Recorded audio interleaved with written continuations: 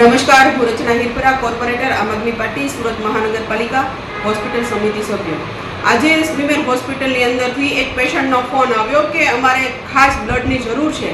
ત્યારે હું અને મારી સાથે કોર્પોરેટર શ્રી મહેશભાઈ અણઘણ બંને અમે સ્મીમેર હોસ્પિટલની અંદર બ્લડ ડોનેટ કરવા માટે ગયા।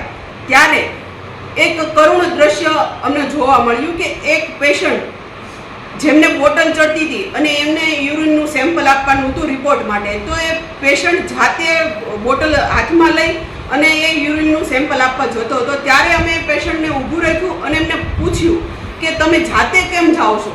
ત્યારે પેશન્ટ પાસેથી જાણવા મળ્યું કે જે તે વોર્ડમાં હું એડમિટ છું એ વોર્ડમાંથી મને નર્સ દ્વારા એવું કહેવામાં આવ્યું છે કે તમે તત્કાલીન આ બ્લડ સેમ્પલ તમે યુરિનના સેમ્પલ તમે પહોંચાડો।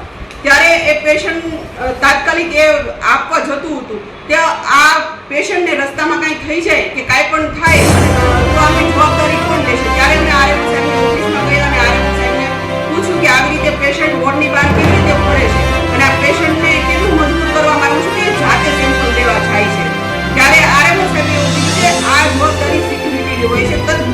ત્યાંથી તાત્કાલિક અમે જ્યારે સિક્યુરિટીની ઓફિસમાં સિક્યુરિટીના હેડને મળવા ગયા ત્યારે સિક્યુરિટી હેડે એવું જણાવ્યું કે અમારી જવાબદારી મેડમ ખાલી એટલી જ હોય છે કે હોસ્પિટલની બહાર કોઈ પેશન્ટ ના જવું જોઈએ।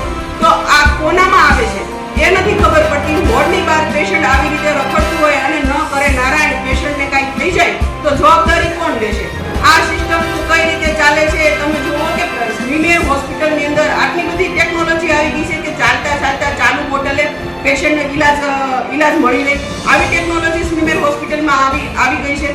જે તે પણ આની સામે જવાબદાર છે કે કોઈ નર્સિંગ સ્ટાફ છે, કોઈ વોર્ડ બોય છે કે કોઈ પણ ડોક્ટર છે કે જેણે આ બેદરકારી દાખવી છે ને એમની સામે કાયદેસરની કાર્યવાહી કરવામાં આવે ને કડક પગલાં લેવામાં આવે એવી મારી રજૂઆત છે।